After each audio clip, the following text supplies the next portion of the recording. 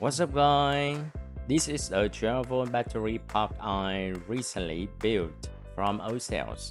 Look at this, it looks fine, but in real use, I can guess something's not right, so we have to type up cells. So let's check it. Total voltage normal, over 12 volts. On rounds look fine at first. Capacity still looks decent. So on paper, this should work. We are going to take a test. Let's put it under a 10 amp load. At first, look at the screen.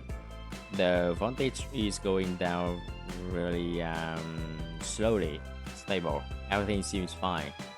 But what this? So you can see round number 1, 2, and 3. This round right here is the problem. It drops much faster than the other. So look at the percentage of these round. And this is where it falls.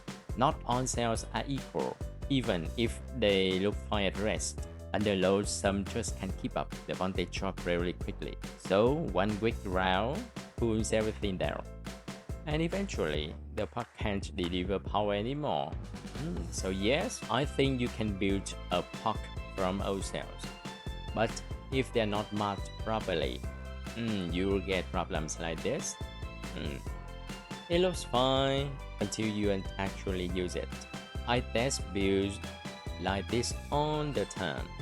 And honestly, some of them fall in ways you wouldn't expect. If you like my video, hit subscribe. Bye bye. Have a nice day.